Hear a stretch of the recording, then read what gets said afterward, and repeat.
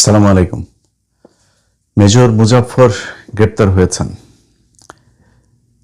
শহীদ president Ziaur Rahman হত্যাকাণ্ডের একমাত্র সাক্ষী, একমাত্র অভিযুক্ত ব্যক্তি যিনি জীবিত আছেন, তিনি শেষ ব্যক্তি মুজাফফর। তাকে গ্রেপ্তার করা হয়েছে। আমরা বিশ্বাস করি এটার সুষ্ঠু তদন্ত এবং বাংলাদেশের মানুষ যে ইতিহাস এতদিন ধরে জানেন না সেই ইতিহাস জানতে পারবে। তবে কিছু আশঙ্কাও আছে। প্রথম কথা হচ্ছে, মেজর মুজাফফর বনানী ডিওএইচএস এর ভেতরে তিনি এতদিন ধরে ছিলেন। গত 2 বছর অন্তত শেখ হাসিনা তো নাই। এই যে 2 বছর, এই 2 বছরেও বাংলাদেশে গোয়েন্দা সংস্থা ছিল। তাইলে গেল 2 বছর সেই গোয়েন্দা সংস্থার প্রধান যারা ছিলেন তারা কি করেছেন? তারা কেন তাকে ধরেন নাই? তার যেই বাসার যে লোকেশন, যেখান থেকে ধরা হয়েছে তাকে, সেখান থেকে তারেক রহমান যে বাসায় গুলশানে ছিলেন, খুব বেশি দূরত্ব না, এত কাছাকাছি তার বাবার হত্যাকারী তার পাশে ছিল। কিভাবে ছিল?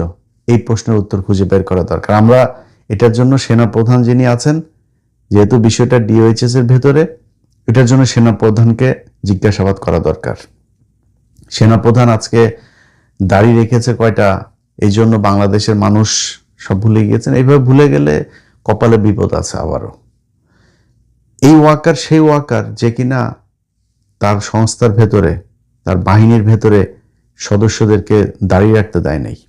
দাঁড়িয়ে রাখতে নিরুৎসাহিত করা হয়েছে। তাদের দাড়ি ছিল, দাড়িওয়ালা মানুষ যে নামাজ পড়ে 5 ওয়াক্ত, তাদেরকে শেখ হাসিনা, রাষ্ট্রপতি, সেনাপ্রধান এই সেনানিবাসের কোনো প্রোগ্রাম হইলে সেখানে তাদেরকে ডিউটিতে রাখা হইতো না।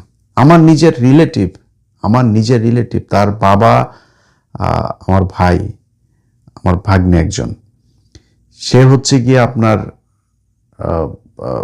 ভাতিজা আমার। তো সে হচ্ছে গিয়ে আপনার এই 2000 সম্ভবত 18-19 এরকম কোনো একটা ইয়েতে আপনার কুচকাওয়াজের দিন তার বাবা এসছে, আমার সেই চাচতো ভাই, সে এসছে তার চোখের অপারেশন করানোর জন্য। সারাদিন কোয়ার্টারের ভেতরে তাদের ওই বাসায়, তার ওই ইয়েতে বাইরে দিয়ে তালা দিয়ে রাখা হয়েছে। তালা দিয়ে রেখে একজন সদস্যকে বাইরে রাখা হয়েছে, যদি তার কিছু প্রয়োজন হয় সে এনে দিবে, নিয়ে দিবে, কিন্তু তাদেরকে ঘর থেকে বেরোতে দেবে না। একমাত্র অপরাধ আমার ওই ভাইয়ের মুখে দাঁড়িয়ে আছে, তিনি তাবলিক করেন, কপালে দাগ আছে, এই জন্য তাকে এইভাবে রাখা হয়েছে। এটাই ঘটেছে এই গেল 15 বছর পিলখানা, এই আপনার সেনানিবাসে। যাদের নাচ গান, রাতের বেলা সেনাবাহিনীর এই কি বলে এটা, ক্লাবগুলোতে আপনার মদ নারী নিয়ে তারপরে করতো, তাদেরকে বিভিন্ন গুরুত্বপূর্ণ পদে রাখা হইতো। নামাজ রোজা করা, দাড়ি রাখা, এটাকে ভীষণ রকমের অপরাধ মনে করা হইতো। এটাই গেল 15 বছর এভাবে ঘটেছে। সো সেই ওয়াকারই তো এই ওয়াকার। এই ওয়াকার 24-এর পরেও আওয়ামী লীগের প্রতিটা মানুষকে পালিয়ে যেতে এই ওয়াকার সহায়তা করেছে। এই যে কয়দিন আগে শিরিন শারমিনকে দেখলেন না, আটক হয়েছে, এই শিরিন শারমিন, এই ওয়াকার তাকে এতদিন ধরে শেল্টার দিয়ে সেনানিবাসে ছিল, তিনি খোঁজ নিয়ে দেখেন। সো সেই ওয়াকারকে জবাব দিতে হবে তিনি এইখানে এতদিন কিভাবে ছিলেন। আমার কাছে থাকা যে তথ্য, তিনি কলকাতায় আপনার 1981 সালে তিনি চলে যাওয়ার পর 96 পর্যন্ত তিনি ভারতে ছিলেন, এবং 96 পর্যন্ত ভারতে থাকাকালীন তিনি 2টা নাম ব্যবহার করেছেন, একটা বিপ্লব সরকার আর একটা হচ্ছে জয় ব্যানার্জি। এই 2 নামে তিনি বাংলাদেশে আসা যাওয়া করেছেন। এরপরে 96 সালে শেখ হাসিনা ক্ষমতায় আসার পর ভারত তাকে বাংলাদেশে দিয়েতে, যাও তুমি, আর কোনো সমস্যা নেই। সে দিব্যি বাংলাদেশে থেকেছে, খেয়েছে, কোনো সমস্যা হয়নি এখনো পর্যন্ত। 5 তারিখের পরের 2 বছরও তিনি বাংলাদেশে থাকলো। বাংলাদেশ এই মুহূর্তে সিআইডি প্রধান, ডিজিএফআই প্রধান, ডিবি প্রধান, সবাইকে ধন্যবাদ যে তারা তাকে শেষ পর্যন্ত ধরেছে। এখন তার বিচার, এই বিচারটা আমি মনে করি না এত সহজ হবে করাটা। কারণ হচ্ছে তিনি এই পিলখানা হত্যাকাণ্ডে আপনার ডক্টর ইউনূসের সময়ে একটা স্বাধীন তদন্ত কমিশন গঠন হইল, সেটা তদন্ত করলো, রিপোর্টটা প্রকাশ করতে দেওয়া হলো না, সেই রিপোর্ট অনুযায়ী কোনো কাজও করতে দেওয়া হয় নাই। কারণ কি? কারণ হচ্ছে ভারত পিলখানা হত্যাকাণ্ডের সাথে জড়িত ছিল। আজকে মুজাফফর যে হত্যাকাণ্ডের কারণে তাকে গ্রেপ্তার করা হয়েছে, সেই জিয়াউর রহমান হত্যাকাণ্ডের সাথে ভারত সরাসরি জড়িত ছিল। এই কারণে তাকে এই বিচার করা এত সহজ হবে না। জেনারেল এরশাদ, তিনি জেনারেল মঞ্জুকে তার সময় খুব তড়িঘড়ি করে তারপর জেনারেল মঞ্জুকে হত্যা করা হলো। কারণ কি? জেনারেল মঞ্জু সবকিছু জানতেন, কিভাবে কি হয়েছে সেটার সাথেও ভারত জড়িত, তার হত্যার সাথেও ভারত জড়িত। অতএব এই ভারত জড়িত থাকার যে জায়গাগুলো, এই জায়গাগুলোকে ফাইন্ড আউট করতে গেলে নানান ধরনের সমস্যা আসবে। এখন আমরা শুনছি যে মুজাফফরকে সম্ভবত তাকে 24 ডিভিশনে পাঠানো হচ্ছে। 24 পদাতিক ডিভিশনে সে কর্মরত ছিল, এই জন্য তাকে সেখানে নিয়ে তারপরে কোর্ট মার্শাল করতে হবে, সেনা আইনে বিচার হইতে হবে। সেনা আইনে বিচার হইলে কি হবে? তারে আপনি বিদ্রোহের জন্য বিচার করবেন। কিন্তু এটা শুধু একটা বিদ্রোহের ঘটনা না, এটার সাথে বাংলাদেশের অনেক ইতিহাস জড়িত। তাকে রেখে আমি মনে করি যে আপনার একটা স্বাধীন একটা কমিটি তৈরি করা দরকার, যেটা একদম সার্বজনীন একটা কমিটি হবে।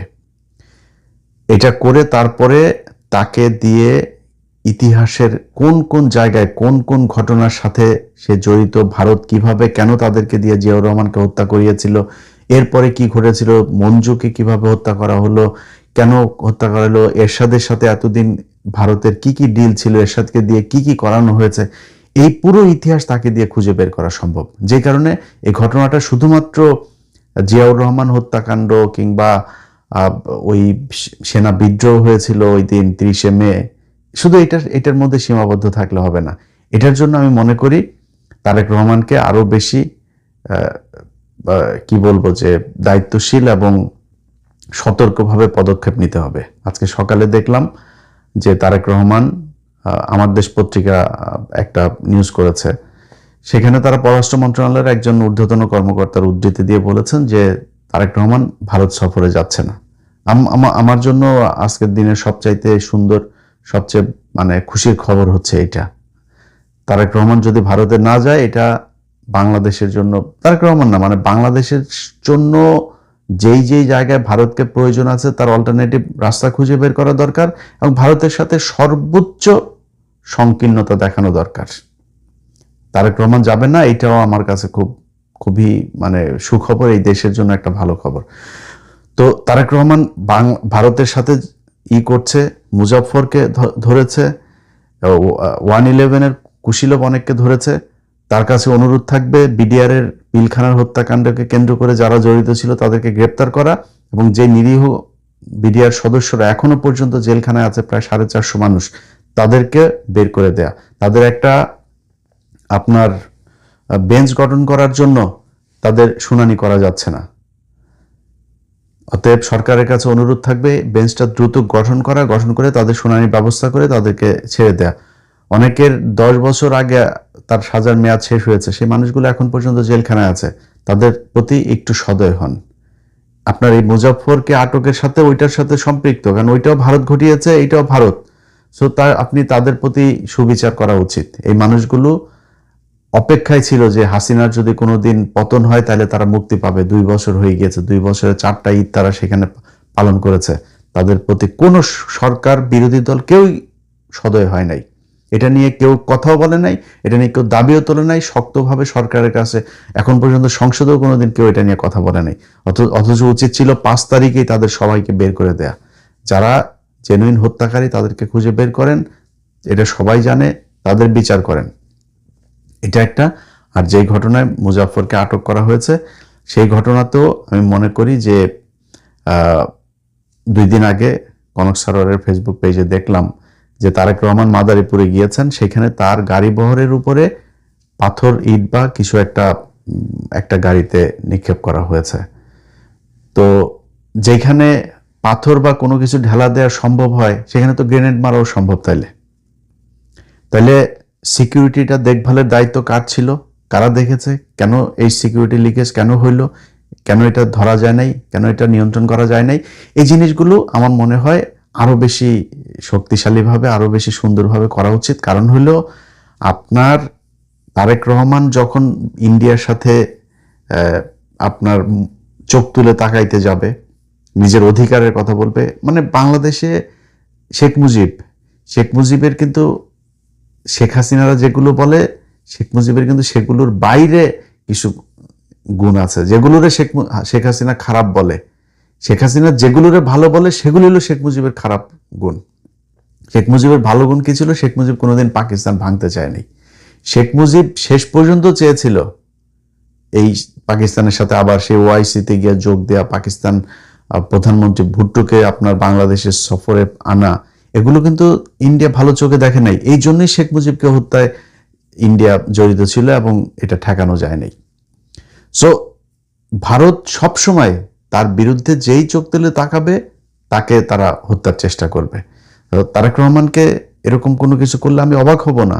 কারণ এখন আমরা বললে আবার অনেকে মনে করতে পারে যে জন্য কিছু বলি না, যে ও হ্যাঁ এখন তারেক রহমানের জন্য এত পীড়িত হয়েছেন। ভাই, তারেক রহমানরে আমি যদি আমার জিজ্ঞেস করেন, গত এই 2 বছরও বহুবার বলেছে যে তারেক রহমানের কিছু জিনিস আছে, তিনার এই গত 5-7 বছরে তার ব্যাপারে যতটুকু জেনেছি, তিনার কিছু ভালো পরিকল্পনা আছে। এটা আমার ভিডিও বোধহয় যারা 2 বছর দেখেছেন এখনো আছে আমার চ্যানেলে, সেগুলো দেখে নিন, বলেছে আগেও।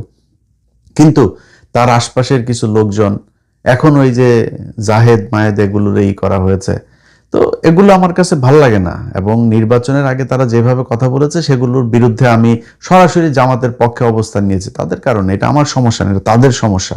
তাদের আমাকে জানানো উচিত যে আমরা এই কারণে করেছি। আমি তাদের কাছে আমার এত মাপ চাওয়ার কিছু নেই, তাদের তেল মারার কিছু নেই।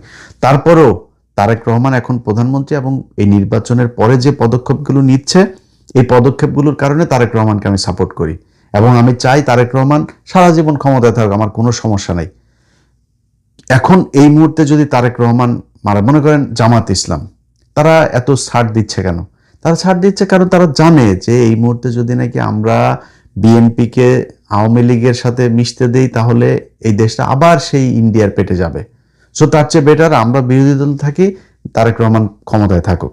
এই জন্য তারা ছাড় দিচ্ছে। অনেক কিছুতেই বিরোধী দলের যেই রিয়েক্ট করা দরকার যেভাবে, তারা সেটা করে না। সো আমার যেটা সেটা হচ্ছে যে তারেক রহমান এই মুহূর্তে যদি তার কোনো একটা ক্ষতি হয়, সেই ক্ষেত্রে দেশের ভেতরে কিন্তু বিশাল একটা বিশৃঙ্খলা তৈরি হবে এবং সেই বিশৃঙ্খলা আসলে ঠেকিয়ে রাখা সম্ভব হবে কিনা আমি জানি না। এখন তো সবাই বিএনপি হয়ে গিয়েছে, পুলিশের ভেতরে সবাই বিএনপি, আর্মির ভেতরে ওয়াকার নিজেও এখন বিএনপি। রাষ্ট্রপতি গতকালকে কি বলেছে দেখেন, শেখ হাসিনার এই দমন পীড়ন নির্যাতনের বহিঃপ্রকাশ আপনার জুলাই বিপ্লব। রাষ্ট্রপতি এখন এই কথা বলে, এই বদমাইশের বাচ্চা।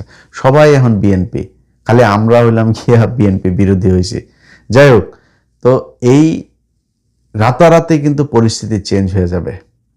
তারেক রহমানের যদি কিছু একটা হয় সেখান থেকে দেশকে, এবং এইবার যদি ইন্ডিয়া আপনার কোনোভাবে নিয়ন্ত্রণ নিতে পারে, সেই নিয়ন্ত্রণ কিন্তু আপনার 2-4 কোটি মানুষে মেরে হলেও তারা সেখানে সেই নিয়ন্ত্রণ ধরে রাখবে।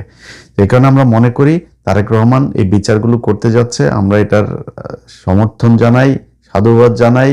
আমাদের পক্ষ থেকে কিছু করণীয় থাকলে সেটা করতেও চাই, সব দিক থেকে সমর্থন দিতে চাই, কিন্তু করতে হইলে শক্ত হয়ে, মাজা কোমর শক্ত করে তারপরে করতে হবে।